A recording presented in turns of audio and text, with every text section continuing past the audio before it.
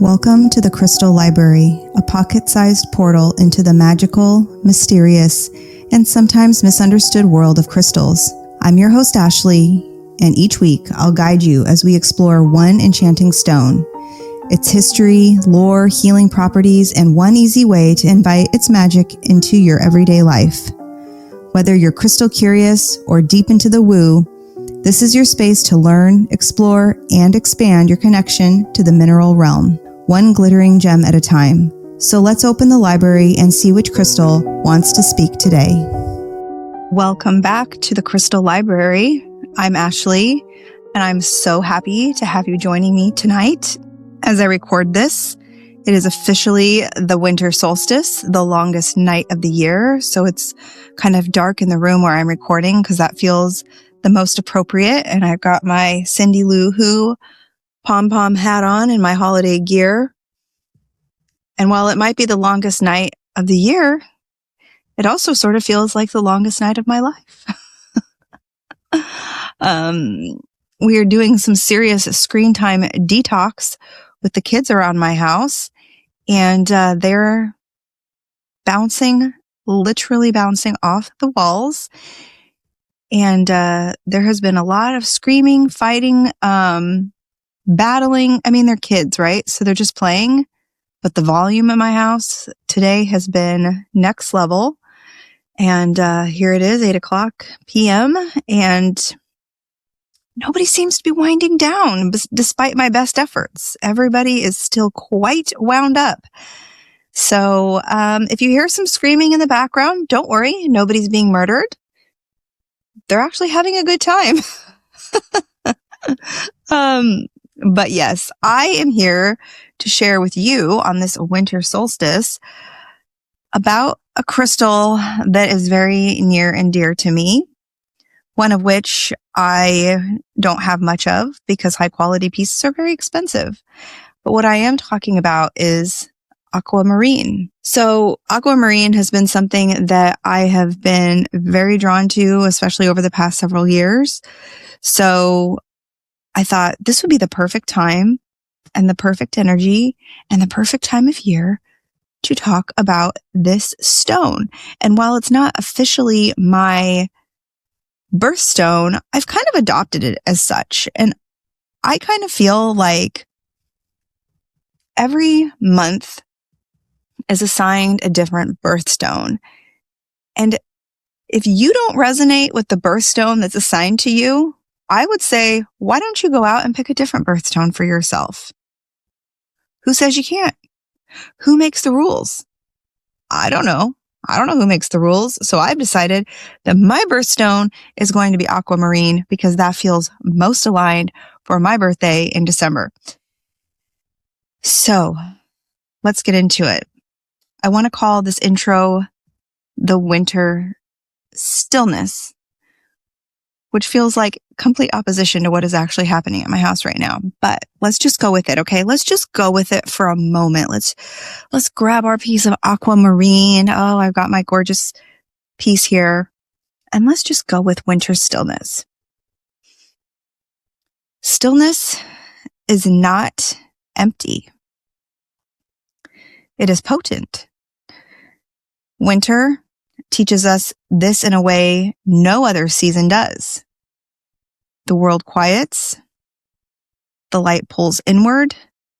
Everything slows, not because it's finished, but because it's forming. And I'm not talking about in the sense of things are slowing down in the world around us in our day-to-day lives for the most part, because as we know, this time of year, everything is on peak chaos mode. I'm just talking about nature. I'm talking about the animals. I'm talking about historically what we were supposed to be doing during this time of year. Modern culture teaches us quite the opposite.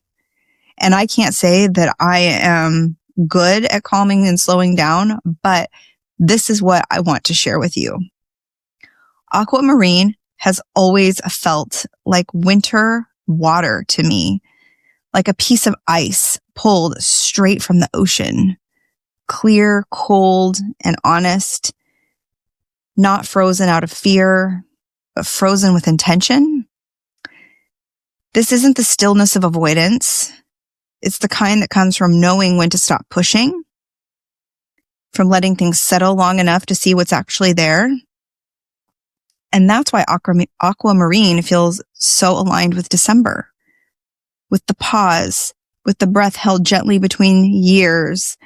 Today, I want to talk about Aquamarine, not as a soft stone, but as a stone of quiet power, winter wisdom, and emotional courage. Water doesn't disappear in winter. It transforms. It becomes ice, snow, glaciers.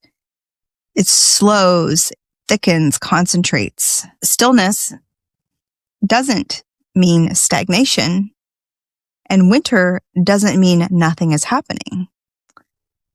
Under the frozen surfaces, there is movement, memory, pressure, ice holds stories.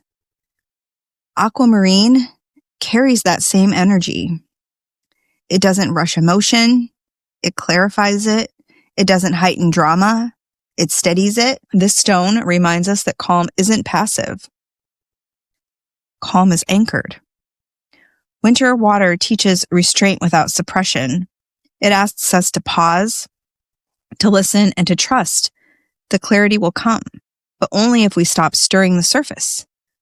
Aquamarine is not about forcing answers.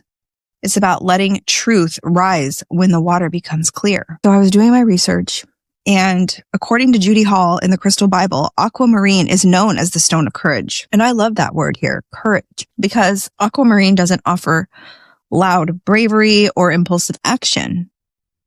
It offers calm courage, the courage to pause, the courage to stay steady, the courage to speak only when the message is clear.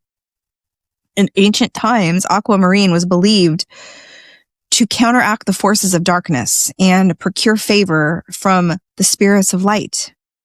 And I don't hear that as banishing darkness. I hear it as moving through it safely, like a lantern beneath frozen water, like guidance that doesn't shout but illuminates. Aquamarine is also said to clear the throat chakra, allowing communication from a higher plane. And that feels especially aligned with winter. This isn't the season of constant expression. It's the season of listening, of letting words arrive only after things have settled. Traditionally, Aquamarine is associated with Pisces season, intuition, water, liminal space. But to me, this stone belongs just as much to winter, to ice, to stillness, to clarity earned through restraint. Aquamarine has long been dedicated to sea goddesses, including Aphrodite, the Greek goddess of love, said to have risen from the ocean itself. Because of this, Aquamarine becomes a talisman, not just for beauty, but for first love, young love, and pledges of fidelity. And I love that this stone wasn't associated with fiery passion, but with devotion, trust, choosing again and again. Aquamarine also carries a deeper, darker mythology. It is known as the stone of mermaids. For centuries, sailors carried Aquamarine as an amulet to protect them during storms and guide them home safely.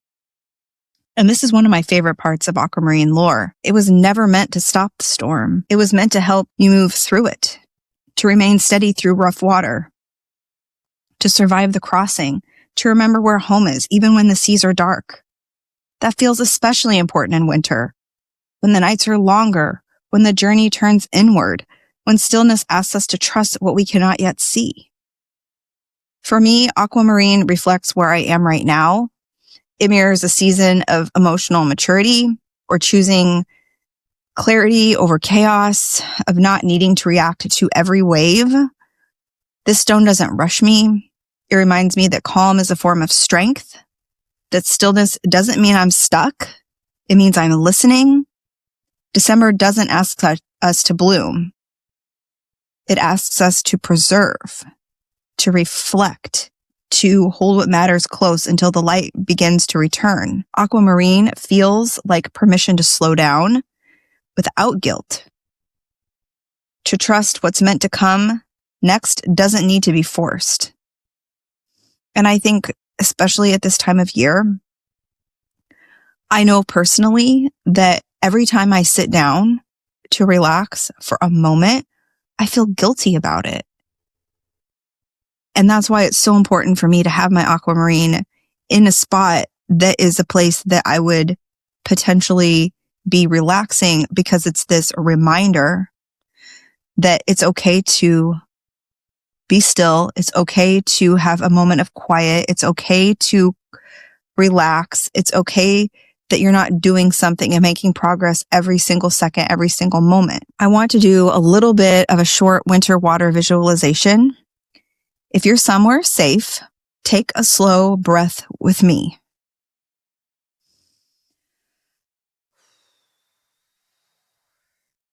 Imagine holding a piece of clear ice in your hands. Not painfully cold, just clean, pure, steady. With every inhale, imagine clarity moving in. With every exhale, imagine noise settling. Let your thoughts drift like snow falling into water, slowing, softening, resting at the bottom. There's nothing you need to solve right now. There's nothing you need to rush. Just stillness, just breath, just winter water. And I would really encourage you, if you don't have a piece of aquamarine, if you could find a little tumbled stone. This is a pretty fancy piece right here. I mean, it's fancy for me. You don't need anything that's expensive. A tumbled stone will be just fine. And you can do that simple little meditation. It only takes a couple minutes. Aquamarine reminds us that courage doesn't always look like action. Sometimes it looks like stillness, like waiting without fear, like listening without interruption, like trusting the quiet. Winter is not an ending. It's a pause. And Aquamarine teaches us how to be with ourselves there, clear, calm, and steady until the light begins to rise again. If Yule, the winter solstice, reminds us to honor the longest night, Aquamarine reminds us how to breathe through it. Thank you, my friends, for another episode of the Crystal Library. Happy winter solstice. We'll be just past it by a couple days when this episode airs.